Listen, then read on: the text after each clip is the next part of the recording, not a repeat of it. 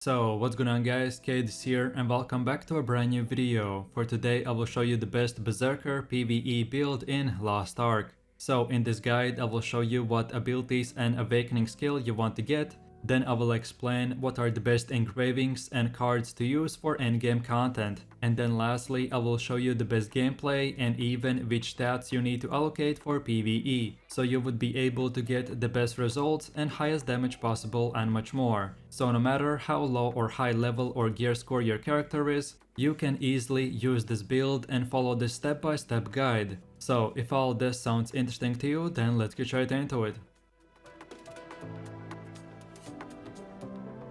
So the Berserker is a class with high burst and large AoE skills. The damage compensates more than enough for the long cooldowns and low mobility during the leveling and dungeon farming pace. He can even obliterate massive amount of mob groups in just few seconds. And then at the endgame, because of our mayhem engraving, we will be able to enter or exit the burst mode whenever we want. While we lose about 20% crit rate in the mode, we will enjoy a increased attack and movement speed and a huge 65% damage reduction, which will be basically enabled 24/7. So if you're looking for the best leveling, raiding, chaos dungeon or any other PvE content build, then this is the one for you. Okay, so then let's move over to the build itself, and these are the skills you want to have. So for the first ability we have the shoulder charge, and we use just 4 levels to unlock the excellent mobility, and then for your rune you want to get the quick recharge. Then for the second ability we have the hell blade, and we spend 10 levels to select the leap,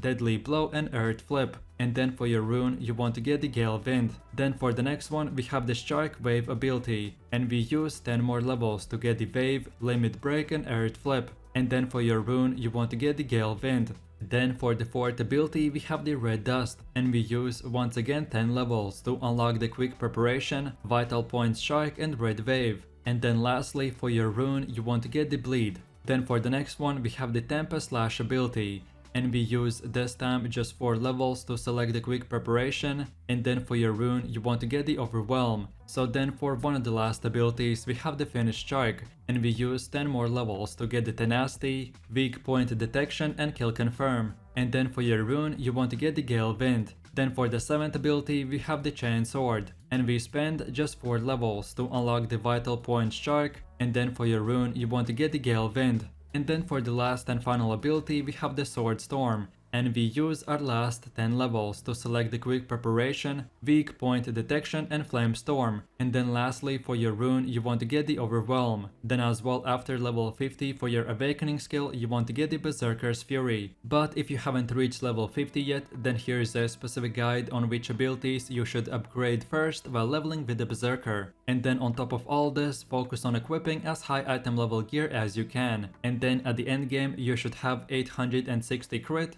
and 740 swiftness. But again, if you haven't reached this point yet, then try to have around 60% stats into crit and 40% stats into swiftness. Okay, so then the way I would recommend to upgrade this build is at level 50 you will get around 250 points. So here is how your build should look like. But then by doing more and more endgame content you will get more points. And then at the absolute endgame, this is how your build should look like with all the 412 skill points. So at the start you use the 252 point build, and then by leveling up and completing quests you will get more points. So just keep on improving your skills and getting higher tier runes as well. So then let's move over to the engravings, and you want to get the mayhem. This is the most important engraving as it is a core part of this build. You only need to reach the first level for this engraving, as all levels provide a flat bonus of 50% attack speed, 50% movement speed and 65% damage reduction. The only stat that changes is the increased damage at greater levels. So then the second engraving is called the Master's Tenacity, and this will complement the Mayhem engraving incredibly well,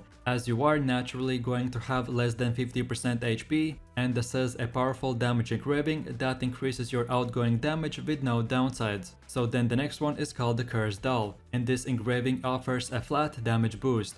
The healing penalty that you will receive will not matter for this build, since using the healing potion is enough to restore your maximum HP to 25%. Then for the fourth engraving, you want to get the Grudge, and this is a more advanced engraving that is recommended for tier 3 content. This Grudge is the most efficient engraving against mobs and you will get your damage increased, but in return you will take 20% more damage. So when you get to the very endgame content, which is called the tier 3, get this engraving, and before using it, get it to at least level 2, because at level 1 this engraving is not that efficient. Then the next one is called the Raid Captain, and this is a really good engraving if the player is running a high swiftness. At 140% movement speed, the Raid Captain provides a 18% increased damage output. And then for the last engraving we have the Mass Increase, and like the name implies, this will increase our attack power with a penalty of 10% reduced attack speed. And we easily mitigate the penalty by one of our skills using the Chain Sword ability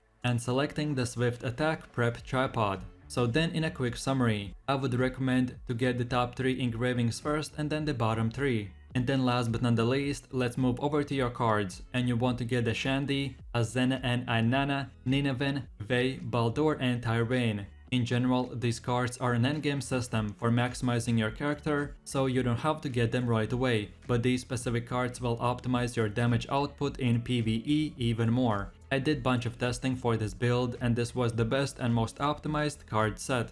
Okay, so then moving over to the gameplay, and if you have played this build while leveling, you will be very familiar with the skills, so I will just try to give you a short description. So the Chain Sword ability gives us 2 purposes. The first is a self buff and the second one is a counter skill. So with this ability you do damage while giving your character 50% crit rate and 20% attack speed. Then the Red Dust ability swings your sword, inflicting damage to the enemy, and on successful hit making the target 30% weaker for 6 seconds. Then the next ability, called the Hell Blade, is one of your highest damage skills, and it can be used as a finishing blow skill to your enemies, and as well not only you do AoE damage but as well throw the enemy in the air, inflicting even more debuffs. Then the next ability, called the Strike Wave, is a simple damage skill that deals 4 consecutive strikes in a straight line. Then the next 2 abilities, called the Finishing Strike and the Tempest Slash, are really good stagger skills that stun the enemy and deal good damage at the same time. Then for one of the last abilities we have the Sword Storm, and the skill is only used because of his third tripod called Flame Storm. This gives us bonus damage when we are below 50% HP, which for our build is always active.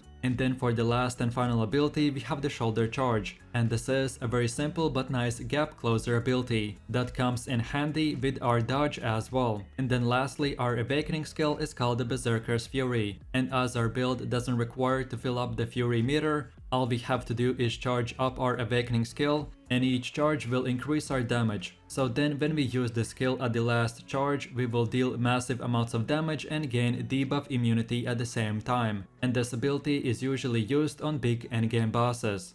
Okay, so then for your general skill rotations, I will give you 2 options. The first option will do short damage and stagger the enemies. So first of all, you want to use the Red Dust, then the Finish Strike, then the Tempest Slash, and finish it off with the Sword Storm. Then for the second rotation we have a pure DPS option, and you want to use the Red Dust, Finish Strike, Sword Storm, and finish it off with Hell Blade or the Strike Wave. So the general idea behind these rotations is by using first of all the Red Dust skill, and that will make our enemies take more damage for our next attacks. Then the Finish Strike does even more damage and gives us a push immunity. And then the rest of our skills just do really great AoE damage or stagger the enemy. So now in my last and final conclusions for this build. By using the Mayhem engraving we free ourselves from the annoying Fury meter, and this means that we can immediately enter the burst mode and enjoy an instant 50% increased attack, 50% movement speed and 65% damage reduction. Then as well, always remember, no matter what skills you use, before attacking use the Red Dust, and this will increase your damage for the next 6 seconds.